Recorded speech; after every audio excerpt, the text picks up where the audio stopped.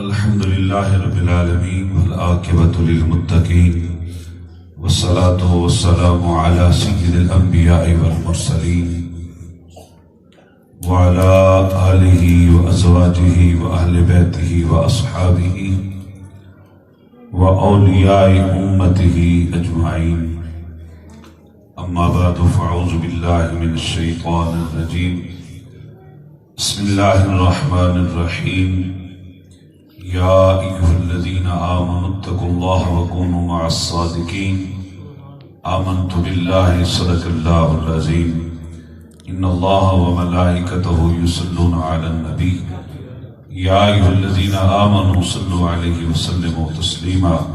اللهم صل على سيدنا ومولانا محمد النبي الأمي وآله وبارك وسلم عليه.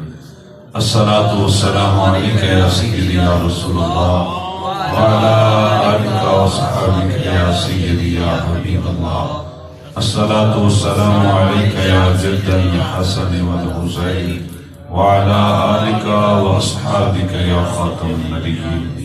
حمد و صلات کے بعد نہایت ہی قابل عزت و احترام علماء کرام ثناخان مصطفیٰ، قابل احترام بزرگوں، بھائیوں، دوستوں، عزیزوں، حاضرینوں، سامعین، السلام علیکم ورحمۃ اللہ وبرکاتہ. آج کی خوبصورت محفل ہمارے بھائیوں نے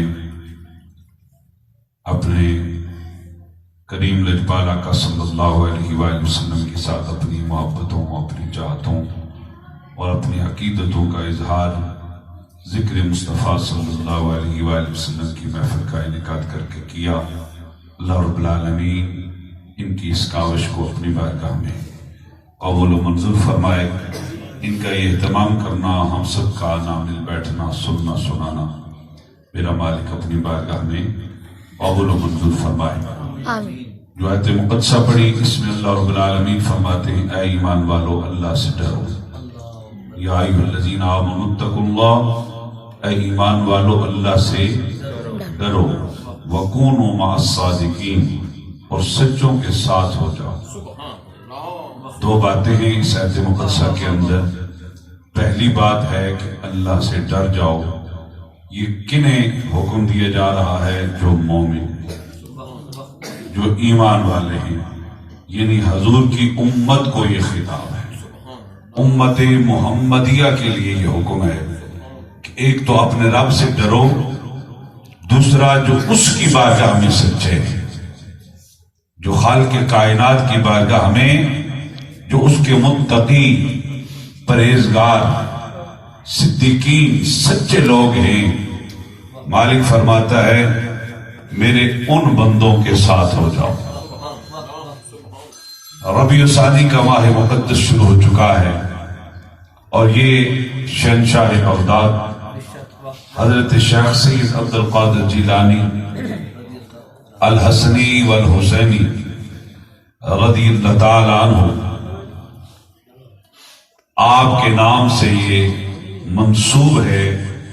اور اسی ماہ مقدس کی چاند کی 11 تاریخ کو حضرت شہنشاہ بغداد رضی اللہ تعالیٰ عنہ کے نام کی جو بڑی 11ویں شریف مشہور ہے، وہ یہی ماہ مقدس ہے. ماں کی گود سے یہ سبق ملا کرتے ہیں. جو پردے میں رہ کے میری بہنیں، بیٹیاں، مائیں سن رہی ہیں، ان کے لیے بالخصوص اور ہم سب کے لیے یہ ایک سبق ہے.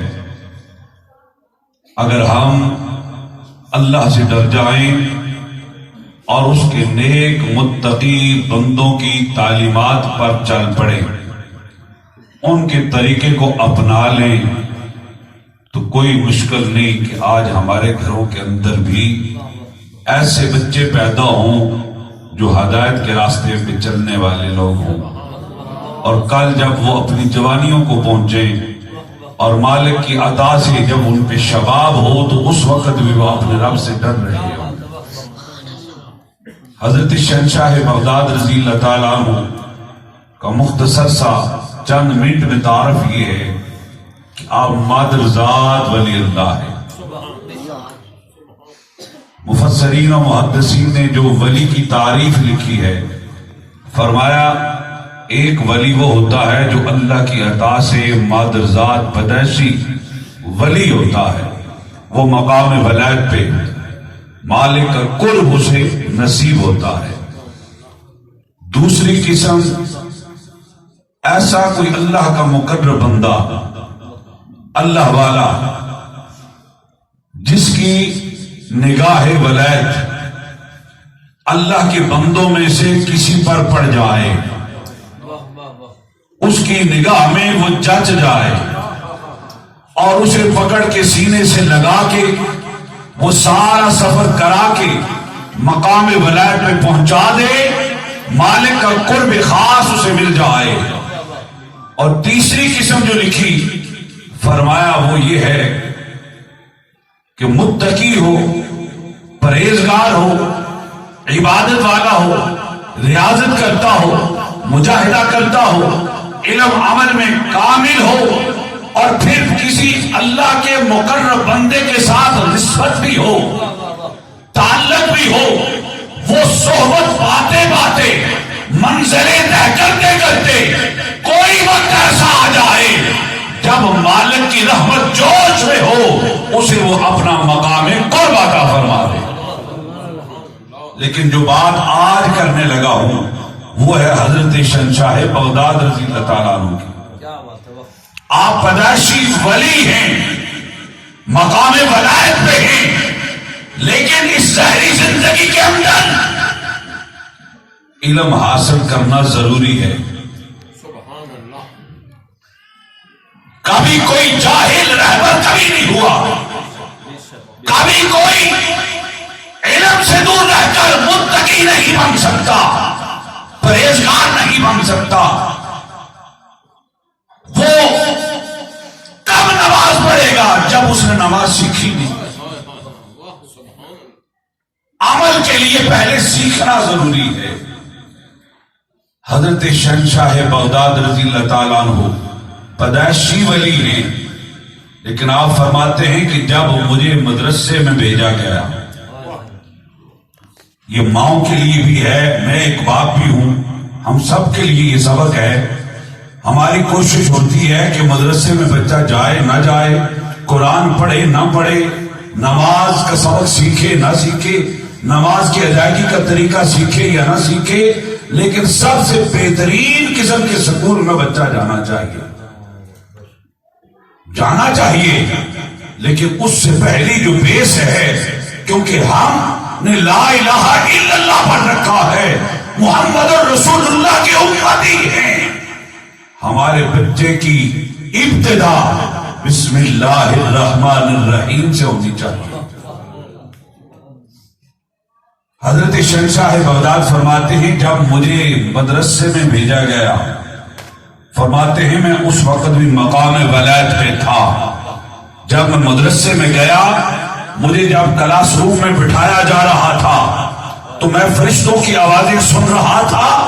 فرشتے مجھ سے پہلے بیٹھے ہوئے صف میں طلباء کو، بچوں کو کہہ رہے تھے اللہ کا ولی آ رہا ہے، اس کے لیے جگہ کھلی کر دو۔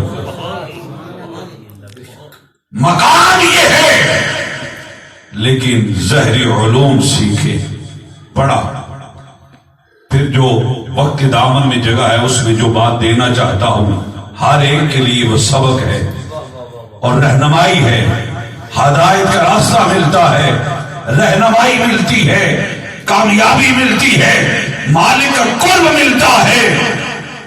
جب ابتدائی تعلیم حاصل کر لی تو والدہ صاحبہ نے بغداد شریف کے سفر کے لیے روانہ کیا، تیاری کی۔ اس وقت گاڑیاں تو تھی نہیں، قافلے چلا کرتے تھے، جس طرح پرانے وقت میں حج کے لیے لوگ قافلوں کی صورت میں جاتے تھے، تو اس طرح کوئی قافلہ آ رہا تھا بغداد شریف۔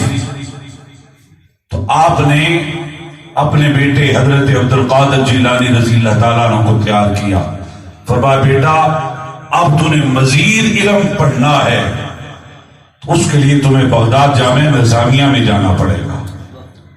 سفر ہے، کئی دن کا پیدل سفر ہے، اور راستہ ابھی خطرناک ہوتا تھا، ڈاکے ڈلتے تھے، بڑے بڑے ڈاکو ہوتے تھے، راستے میں مسافروں کو لوٹ لیتے تھے۔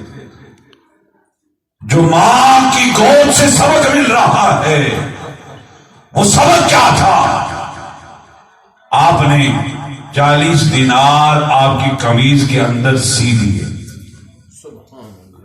اور ساتھ جو وصیت فرمائی، مائیں خاص کر کے سنیں اور پریکٹیکل کہہ رہا ہوں، بچے بگڑتے اس وقت ہیں جب مائیں سمجھاتی نہیں، ان کی غلطیوں کو چھپاتی ہیں اور بچے کے باپ تک بھی خبر نہیں ہونے دیتی۔ باپ کو پتا اس وقت لگتا ہے جب پانی سر سے گزر چکا ہوتا ہے۔ حضرت عبد القادر جیلانی رضی اللہ تعالیٰ عنہ کی ماں کی بات کر رہا ہوں، جو پیدائشی ولی ہے، اس کی ماں کیا ہدایت دیتی ہے؟ وہ فرماتی بیٹا راستہ مشکل ہے، سفر زیادہ ہے، تو یہ 40 دینار تیری اس قمیض کے اندر میں نے سی دیے تاکہ راستے میں کہیں گرے بھی نہ، کہیں ضائع بھی نہ ہو۔ تو جب وہاں جا کے تو بغداد پہنچے گا، تعلیم حاصل کرے گا، پڑھے گا، تو تیری یہ ضرورت، یہ رقم پوری کرتی رہے گی۔ تو جب قافلہ آیا، ساتھ روانہ کیا، تو وصیت کیا فرمائی؟ فرمایا بیٹا ایک بات یاد رکھنا، کبھی جھوٹ نہ بولنا۔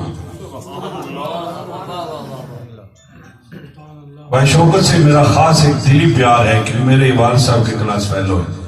ہمارے والد صاحب کی طبیعت ان سے زیادہ اور کون جانے گا، بڑے سخت تھے، لیکن جو ایک بات تھی نا وہ کہہ دوں ان کی روح خوش ہوگی تو میری بات بن جائے گی۔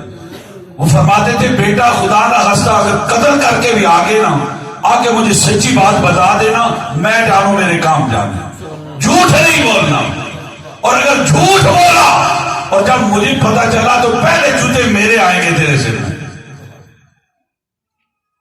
اگر گھر سے یہ تربیت ہو بچہ کبھی خراب نہیں ہوتا۔ ماں نے یہ وصیت کی بیٹا پیسے تیری قمیض میں سی دیے ہیں، لیکن وصیت یہ ہے کبھی جھوٹ نہیں بولنا۔ بات مختصر کروں، قافلے کے ساتھ روانہ کر دیا، اللہ رسول کے سپرد کر دیا۔ آپ کا بچپنا ہے، چل پڑے، راستے میں سفر کرتے، جس طرح قافلہ رکتا وہ بھی رکتے۔ راستے میں ایک جگہ ایسی آئی جہاں ڈاکوؤں نے قافلے کو گھیر لیا، انہوں نے لوٹنا شروع کیا، ایک ایک بندے کو چیک کرتے، جو کچھ اس سے ملتا وہ جو ان کا سردار تھا، بڑا ڈاکو تھا، اس کے پاس جا کے جمع کرا دیتے مال۔ سٹیپ بائی سٹیپ لوٹتے آئے سب کو۔ اس لائن میں ایک وہ بچہ سید عبد القادر جیلانی بھی تھا، جسے لوگ آج قیامت تک غوث اعظم کے نام سے جانتے ہیں، جن کے نام کی 11ویں پکتی ہیں۔ یہ ان کا بچپنا ہے اور تربیت کیوں ان کر رہا ہے؟ ہدایت کس کی تھی؟ وصیت کس کی تھی؟ سبق کس نے دیا تھا؟ میرے بھائیوں وہ ماں تھی جس نے یہ سبق دیا تھا۔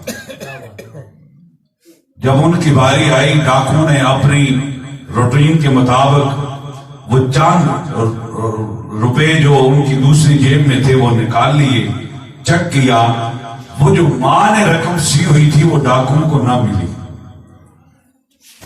انہوں نے جب چیک کر لیا تو پوچھا ایک نہیں، بچے تیرے پاس اور کچھ ہے؟ اس نے کہا میرے پاس رقم ہے۔ کہا بچہ ہے تبھی جھوٹ بولتا ہے۔ انہوں نے پھر چیک کیا، پیسے نہیں ملے۔ پھر پوچھا، آپ کہتے ہیں ہاں میرے پاس پیسے ہیں۔ انہوں نے کہا یہ بچہ ہے پتہ نہیں ہمارے ساتھ شغل کر رہا ہے۔ وہ پکڑ کے اپنے سردار بڑے ڈاکو کے پاس لے گئے، جا کے کہنے لگے ماجرا بڑا عجیب ہے، یہ بچہ ہے اس کے پاس تھوڑے سے پیسے تھے وہ ہم نے لے لیے۔ اتفاقاً پوچھا تو یہ کہتا میرے پاس پیسے ہیں، ہم نے چیک کر لیا پیسے نہیں ہیں۔ وہ بڑا ڈاکو تھا، اس وقت کے ڈاکوؤں کا بھی کوئی معیار تھا، کوئی معیار تھا۔ کسی وقت تو غیرت جاگ جاتی تھی، کسی وقت تو شرم آ جاتی تھی۔ اس نے پوچھا بیٹے مزاق کر رہا ہے؟ کہ جی میں مذاق نہیں کر رہا، میں مسافر ہوں، آپ راستے میں ہر ایک کو لوٹ رہے، میرا اور آپ کا کیا مذاق بنتا ہے؟ پھر کیا بات ہے، کہاں ہیں پیسے؟ آپ نے بتایا کہ یہ اس میرے قمیض کے اندر سے لے ہوئے، وہ سلائی نکالی گئی جو ماں نے سی تھی، پیسے نکل آئے، وہ ڈاکو متاثر ہوا، اس نے کہا بیٹا یہ کیا بات ہے؟ اگر تو اتنا کہہ دیتا کہ میرے پاس رقم نہیں تو تیری یہ رقم بچ سکتی تھی، کیا وجہ ہے کہ تو نے بار بار بتایا؟ حضرت عبدالقادر جیلانی جن کا بچپنا ہے فرماتے ہیں چلتے ہوئے میرے ماں نے مجھے وصیت کی تھی، فرمایا تھا بیٹا عبدالقادر کبھی جھوٹ نہیں بولنا، بس آج جب انہوں نے مجھے پکڑا، میری تلاشی لی، انہیں رقم نہیں ملی، انہوں نے جب مجھ سے پوچھا تو میرے کان میں میری ماں کے الفاظ تھے کہ میری ماں نے مجھے حکم دیا تھا کہ جھوٹ نہیں بولنا، بس نصیحت ہونے لگے نا تو مالک یہاں سے بھی ہدایت کے راستے کھول دیتا ہے۔ اس ڈاکو نے جب یہ بات سنی تو کھڑا ہو گیا، جسم میں کبھی داری ہو گئی، سارے ڈاکوں کو بلایا، اپنی پوری ٹیم بنا لی، مسافروں کو بھی بلا لیا، کہنے لگا جس جس سے جو مال لیا ہے واپس کرو۔ یہ چھوٹا سا بچہ اپنی ماں کے حکم کا پاس رکھتا ہے تو ہم کتنے پرلے درجے کے بغیرت ہیں کہ وہ جو ہمارا حاکم ہے، ہمارا مولا ہے، ہمارا خالق ہے، یہ اپنی ماں کے حکم کو پورا کر رہا ہے، ہم اس سے نہیں ڈر رہے۔ اس ڈاکو نے سب کی رقم بھی واپس کرائی، اور پھر یہ حضرت شیخ سید عبدالقادر جیلانی رضی اللہ تعالیٰ عنہ کا بچپنا ہے، آ کے کہتا ہے تیرا کردار ایسا ہے تو تیری ماں کا کردار کتنا اعلیٰ ہوگا۔ آپ نے ہماری آنکھیں کھول دی، وہ جو پردے گرے ہوئے تھے وہ ہٹا دیے، آپ اس طرح کریں ہمیں توبہ بھی کرا دیں۔ آج سے وعدہ ہے کہ ہم کسی کو لوٹیں گے نہیں، ہم کسی کو تکلیف نہیں پہنچائیں گے۔ کتب کے اندر لکھا ہوا ہے پھر وہ لوگ وقت کے اللہ کے مقرب بندے بنے، جب ہدایت کے راستے پہ آئے تو مالک نے اتنا عروج دیا۔ میرے بھائیوں، یا ایھا الذین آمنوا اتقوا اللہ، ایمان والو اللہ سے ڈرو، وکونوا مع الصادقین، اور سچوں کے ساتھ ہو جاؤ۔ وہ جو اللہ کی بارگاہ میں سچے لوگ ہیں ان کا طریقہ اپنا لو، اللہ کے ان مقرب بندوں کی نسبت اور صحبت میں آ جاؤ، اور اپنی اولادوں کو اچھی نصیحت کرو، اچھی تربیت کرو، انہیں سکھاؤ بیٹا جھوٹ نہیں بولنا، یہ ساری برائیوں کی جڑ جھوٹ ہے۔ اگر اس ایک جھوٹ سے توبہ ہو جائے تو بندہ ہدایت کے راستے پہ آ جاتا ہے۔ اللہ رب العالمین مجھے اور آپ سب کو ہدایت کے راستے پہ رکھے۔ وما توفیق الا باللہ۔ جانے رحمت پہ لاکھوں سلام